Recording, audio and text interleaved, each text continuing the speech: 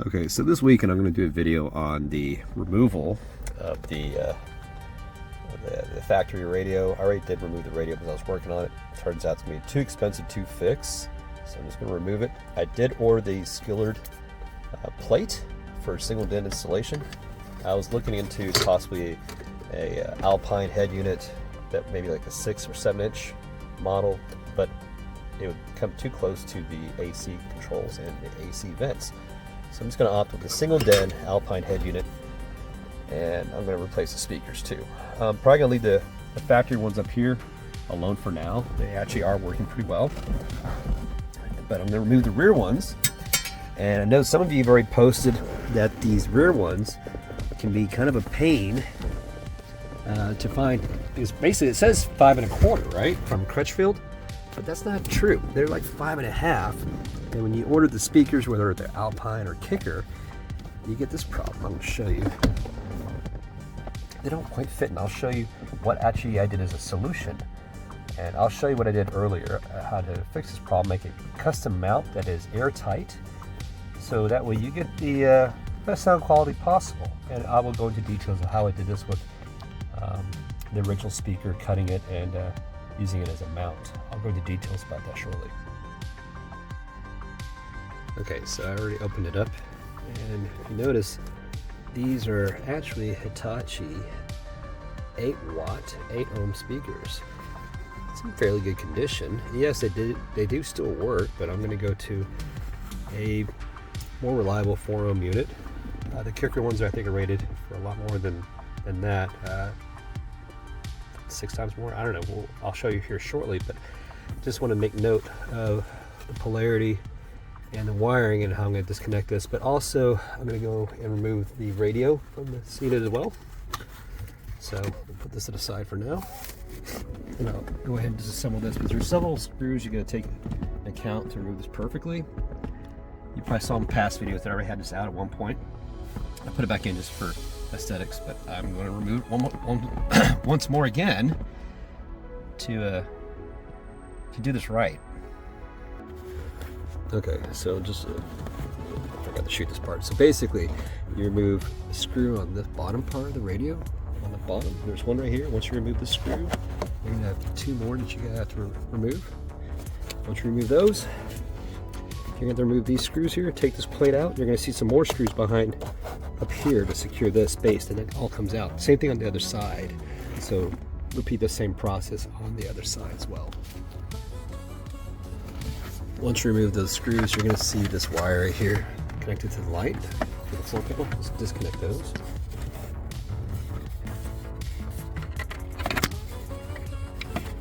Alright, now that's done. And then you're going to see these bolts right here. These are this is the issue. So once you remove these and the other side as well, it all comes out easily. Okay, so once you remove all the screws on this side and the ones on the other side, and the same bolts, the same procedure on both sides, this thing literally just pulls right out. And that's it. This guy disconnected the wiring harness, which I did from the radio I did before. I'm just going to pull this out and take it upstairs so I can actually cut the bezel to match the Skillard plate for the single DIN radio. So I'm just going to disconnect this and take it upstairs, and we'll wrap it up from there. Okay, so I get everything upstairs, get everything set up. Basically, you're going to need some tools. I'm going to start off with this is the radio that I chose. You can choose whatever flavor you want, single DIN unit. I'm going with this. I also opted for the 225 max 25 RMS Kicker. I think there's a dual coil. Dual coils, coaxial speakers, just basically 5 1/4. This is what they look like. This is what I got. Now, when you compare it to the factory one, notice how they have a bevel. Pretty good seal, right?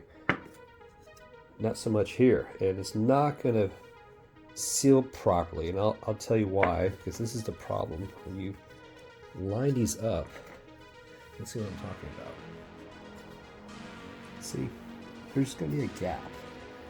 So what you want to do is you want to fill that in. So what I did I did this last night just to test it out to see how well it worked. I took some sealing foam that expands about 1 inch, and I came out with this. So what I did was I cut out the base plate. See the plate? And I use it as a, just as a I guess we just say just to seal up that dead space when you mount it. And I drilled some holes in here. And I'll show you step by step how I did it and how I did the foam. And I had to tape the whole back end up perfectly. But I made a perfectly sealed speaker. And then I just shaved the foam off right here. And you're not going to see it because this is going to be covering it up. But it's airtight and it's going to fit perfectly in there with no issues at all.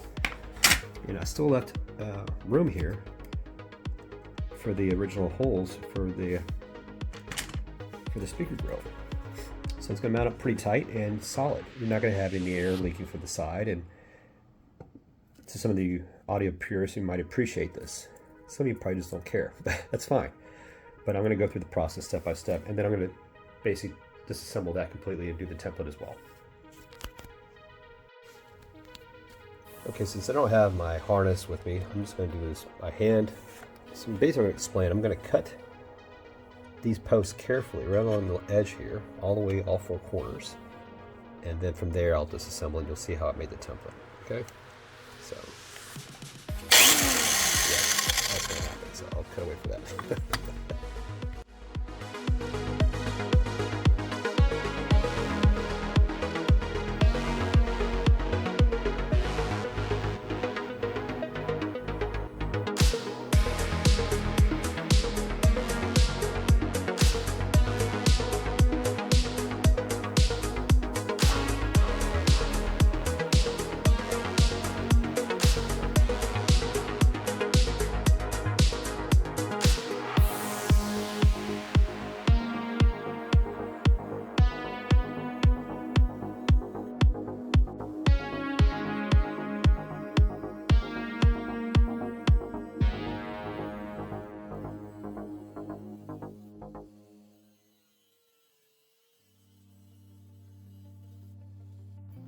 Okay, so basically once you tear it off, you have this finished product right here, okay? I'm just gonna set that aside.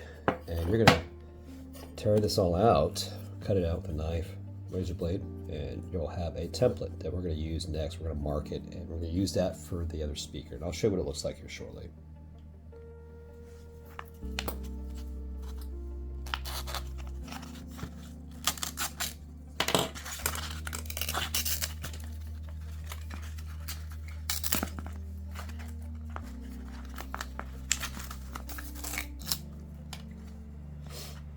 Do you want to keep part of this cardboard?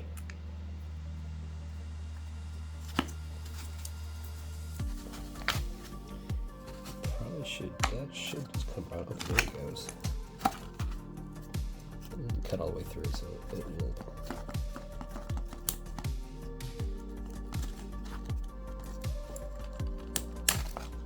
There we go.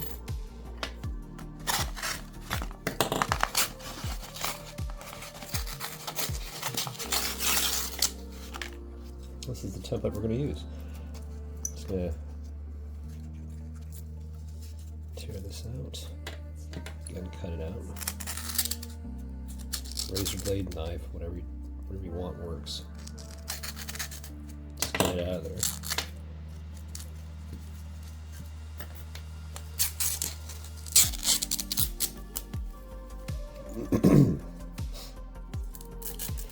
You're going to see where you're going to have a place to place your other screws, right around here on that lip. So I'll mark it with a marker, and then I'll go ahead and drill. So what I'm using is the diameter of these screws for the speaker, and I found the right diameter drill to match that, just to get a starter hole, and then we'll go from there. Okay, so you can see the result after you do the fitment. You can see obviously there's some areas that need to be filled in. So what I'm going to do next is I'm going to actually tape up. Well, first I'm going to drill the holes through here, and once the holes are secured, once I have it screwed down into this plate, I'm going to tape up the back of this, and then I'm going to use foam.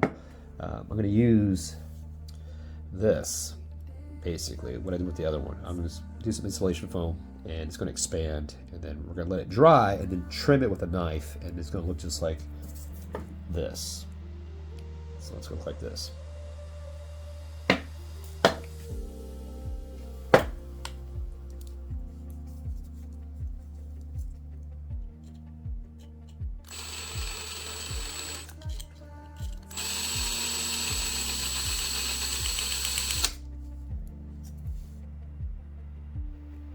Okay, it's kind of hard to line it up, but I actually did. You just gotta line it up. It's hard to do with the camera to balance it, but I did get one started. It's dead center. That's where you want to put it. Okay. And then from there, we'll start threading these screws through to secure the speaker. Okay, so I got two in already. Okay, you can see already. Got that one and that one. Be careful when you're doing this. You don't want to punch a screwdriver or a Phillips head through this foam. So make sure you have some way to protect. Just slow. Don't do this with a power tool. Do it by hand, please. You don't want to ruin your speaker. Just a little guidance there. All right.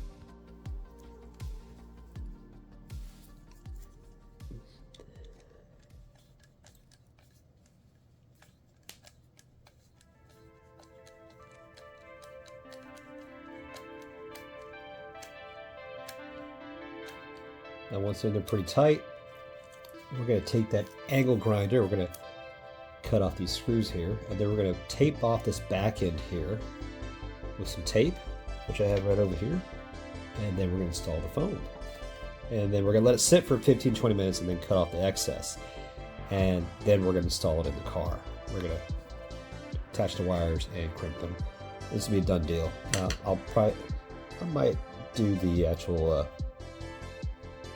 portion of the car later or tonight, depends. We'll see, piece by piece.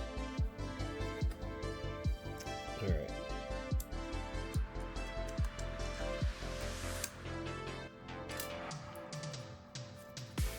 I already ground through most of these. I'm just going to twist these off.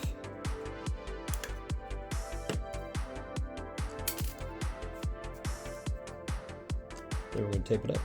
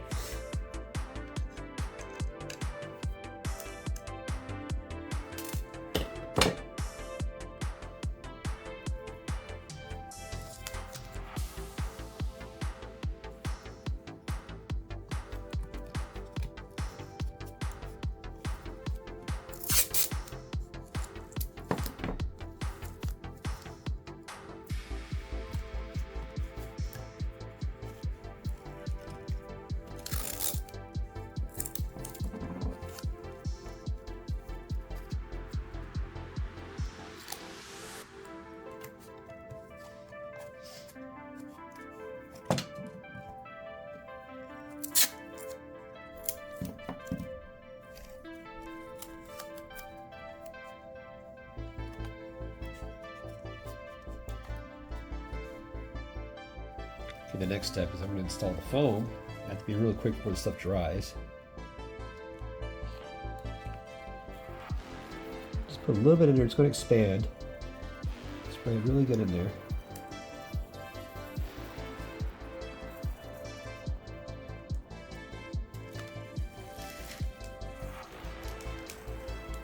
It will expand past this. You're going to cut off the excess.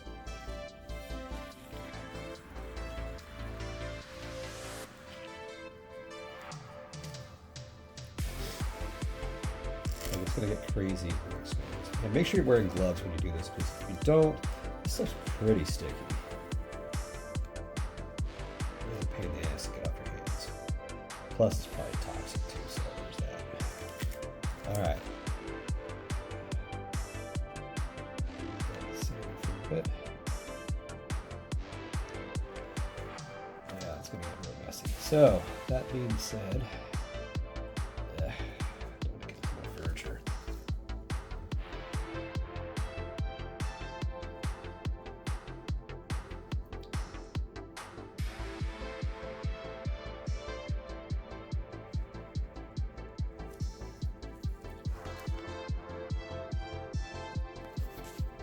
okay, so it's been about 20 minutes. You can see how the foam is generally it's expanding pretty good. I'm going to cut that off later, but while I was waiting for that, I went ahead and disassembled, took the cassette player out completely. The radio is already out, and this is what I got now. I'm going to leave some of these metal brackets in here. So the next step is to take this Skillard plate, and then we're going to take a marker and we're going to outline this, and then I'm going to take a Dremel tool. I'm going to cut this out perfectly. Then we're going to use some 3M double-sided tape and apply that so we can stick this on there. Then it'll be ready for the stereo install after that. Now I'm going to go ahead and have a friend of mine install the stereo and wire it for me because A, I want their warranty. If something goes wrong, they did it. They'll be covered under warranty, but I'm just going to take the cheap route and just have them install it. I'm just going to do the speakers and everything else and then have them wire it for me. But for now, I'm going to cut this out with a Dremel tool. Once you trace it out, this is what you're going to have. So I'm just going to take the Dremel tool, I'm just going to go through and cut this out carefully, and then I'm going to do the 3M sided tape and close it up. Okay, I'm getting there. I'm slowly cutting through and just showing the progress right now. I'm making a mess everywhere, but anyways, that's happening. I've been using the little Dremel tool, so I'm slowly cutting it away. While I was doing that, I started to cut through this, and so far so good. It looks pretty good. This is going to be done. I'm going to call this done. We'll install it tomorrow morning. I'm going to finish trimming this with a knife. So yeah, that's it. I will continue to cut through this, and then I will add the 3M tape that I went and purchased, and I'll be applying it towards the borders here, and then I'll be applying the plate, and we'll call it a day.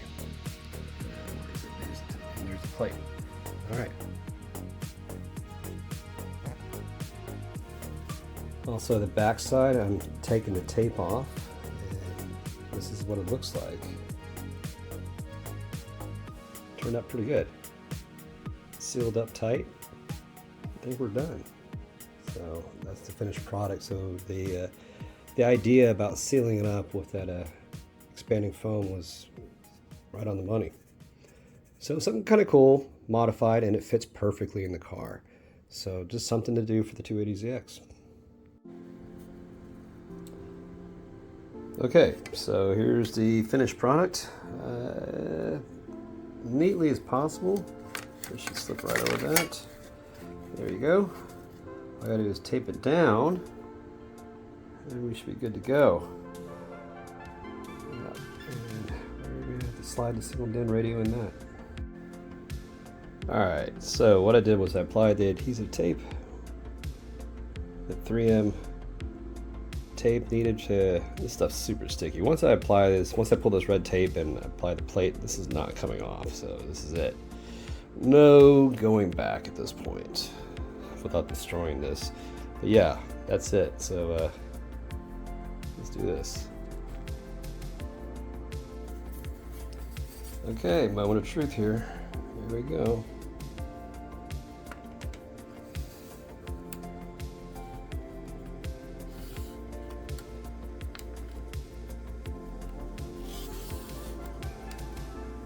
There we go. I'm just going to press it down really hard, and that should be it.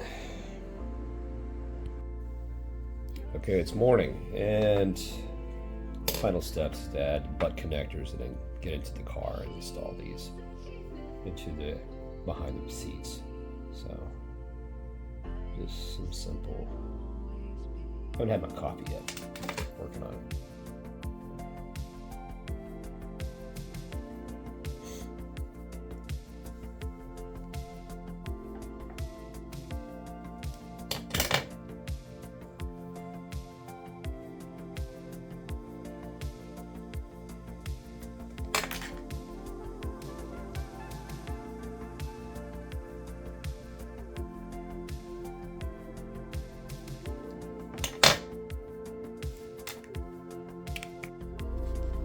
Okay, so I just crimped the wires. So this is the final stage. I'm just gonna check the fitment.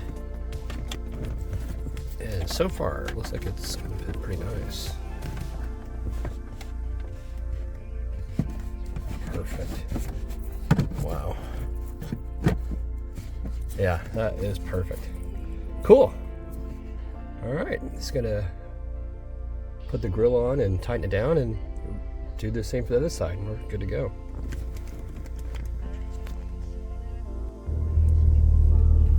So this is pretty much that. Sorry I delayed the video, but this is the final product. Went in and had a friend install the wiring, so I had his warranty on this, but this is the Alpine head unit. Pretty much matches the rest of the interior, the color of the car. That's it. I mean, speakers are done, obviously. But yeah, we're good. All that's left is to take the dash apart and replace these two forged speakers, which is going to be a pain in the butt. I found you can get to it through the glove compartment pretty easily, but the one on the top there, not going to be that easy. So that's it for this video. I'm going to go ahead and close it out. But yeah, I'm happy. It sounds great. I don't want to get copyright strike. I have to find some royalty-free music to play to demonstrate it, but I'm going to wait till after I get the amp and the subwoofer installed. I plan on installing that between the tower here. It's a little kicker L7 10-inch downfire box. It actually fits perfectly if you get the 10-inch version in between the two strut braces. I'll do a video on that once it's installed. All right, take care. Like and subscribe.